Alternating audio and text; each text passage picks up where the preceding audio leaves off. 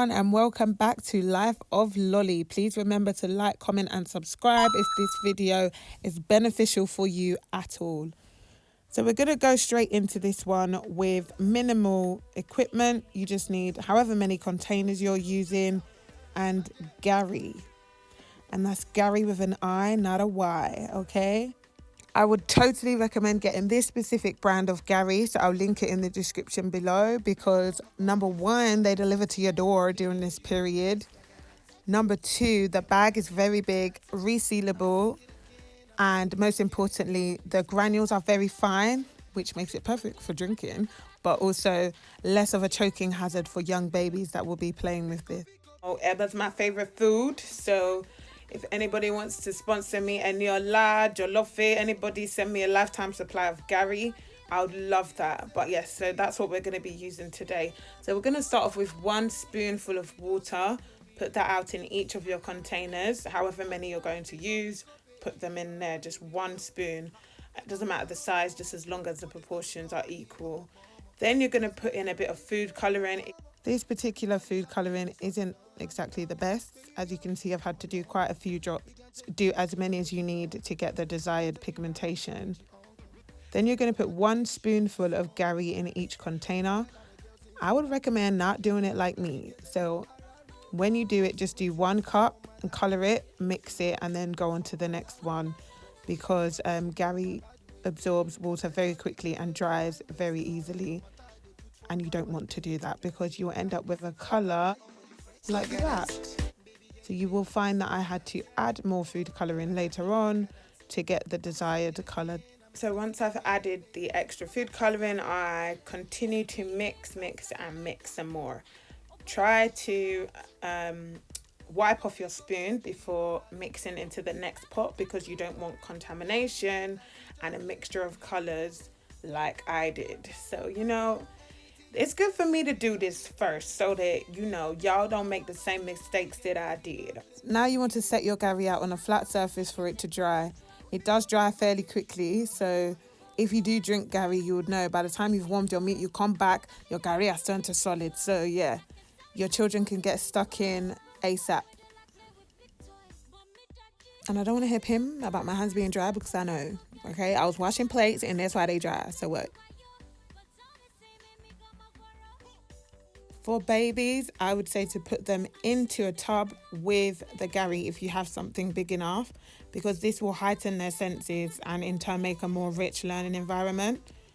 Because this is a tactile activity, you might find that your child wants to throw the Gary or maybe squeeze it. Make sure to mention these keywords as they're doing it.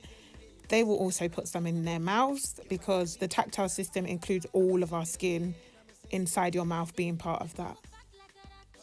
Okay, another activity will be placed in a tub, any sort of, I just use a bowl, a metal bowl, and a lamp. If you have Christmas lights that change colour, I'd recommend that because it will give more of a sensory experience. And then you want to put a semi-translucent material on top of this. I just used a chopping board. You will find something in your house that is semi-translucent. And then you're going to just tell your child to go ahead and create. This is free play, but you can direct this play. For example, you could tell your child, I want you to look out the window for 2 minutes and then create what you see out there. You want to take more of a passive role, not overpowering the activity, but allowing your child to shape the way they want their creation to go. You can encourage your child to think back to a time when they were happy and to recreate that image in their mind on the, I don't know, not paper, chopping board.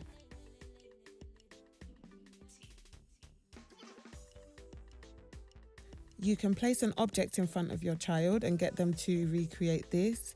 As I said before, I want to stress that this is free play and creativity is what we want rather than directed play.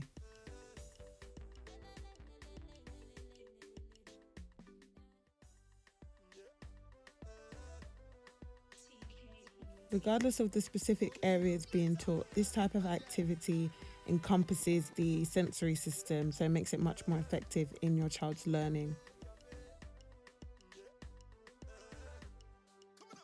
So you can do a capital letter on the top and get your child to write the lowercase form at the bottom. Sorry guys. You can draw numbers, get your child to imitate numbers, make sure they're forming the numbers in the correct way. So number 2 going from the top down, not the other way around. You can talk about letters and say, what letters in your name, Mum? What's going on? Sorry. You could say, Mummy's name begins with an F. Fola Shade, can you show me an F? And then your child will imitate this. Encourage your child to look for items within the household that start with the letter that you've done. So go and look for something that starts with an sound. That will really help your children. Okay, so next we're gonna go in with some creative stuff. You know, if y'all doing a bit of history, maybe you want to teach your child a bit about their roots. This is an amazing start off activity. Like I said, I'm not the creative type, so yeah, I'm just improvising. And when your children are doing this also, it doesn't need to be absolutely perfect. Just get them to be as creative as possible.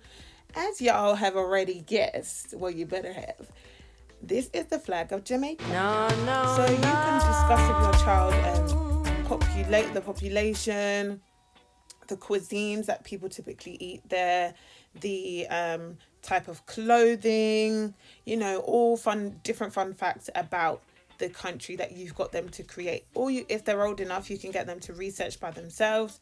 Google's our best friend. Tell them to find out maybe 5 fun facts about the country and then get them to try and create the flag, I guess. Can y'all guess what this is?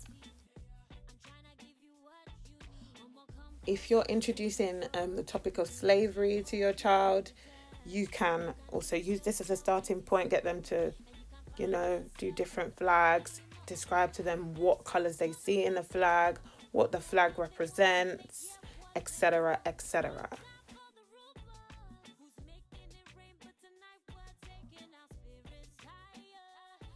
Here we have Ghana. Yes, I know my stars appearing a little bit bow-legged, but I don't give a heck. I don't give a heck. It don't matter. We move. Okay. You then want to mix all your colours together to give it a little rainbow effect.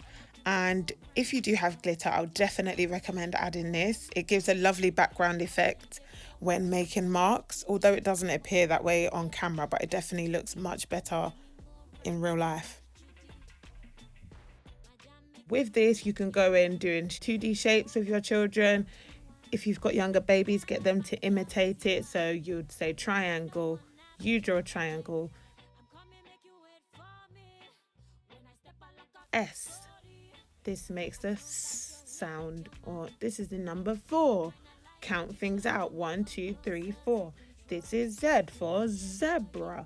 Things like that. That's what you want to do with your young babies. So you want to be asking questions such as, what punctuation would you put at the end of a question? You could ask, what punctuation mark separates items in a list? You can do cursive practice in here, so get your child to improve their form. If they are learning this, talk to them about top to bottom letters, or to and fro letters, up and down letters, or up and over letters. Talk to them about this whilst they are practicing these letters.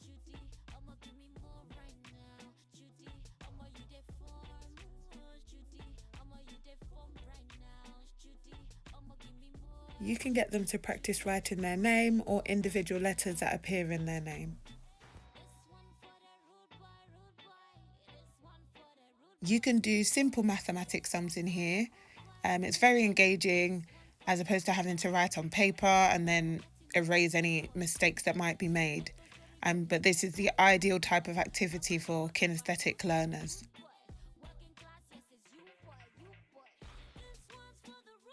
Help your child differentiate between letters which have the same sound. So C and K. Some children refer to it as a kicking K for K and a curling K for C. You can ask your child, for example, what letter does kick start with, and get them to delete the one that it's not.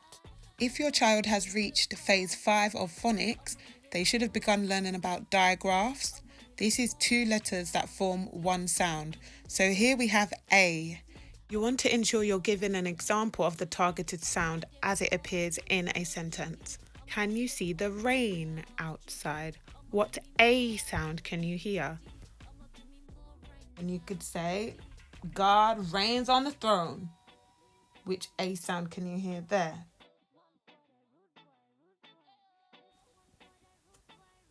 What in the I did not pay attention in school and I'm teaching your kids is going on here? That was meant to be A with an E. What A sound can you hear in 8? Here we have a split AE. I would love a cake. What A sound can you hear?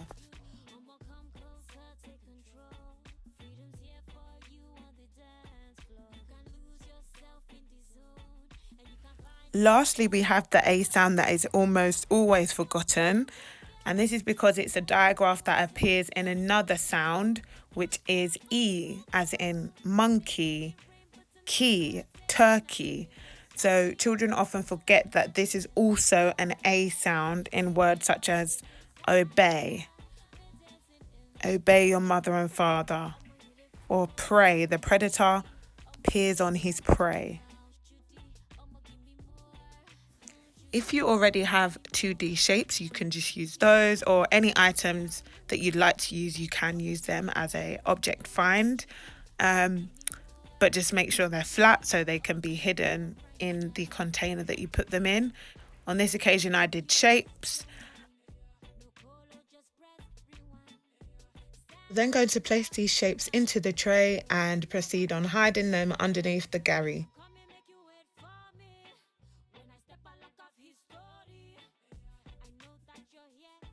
Then you want to call out different shapes or properties to your child. For example, find me the triangle. Find me the green square. Oh no, that's not a green square, that's a purple square. Can you find me a green square? And there we have it. Thanks for watching and remember to like, comment and subscribe.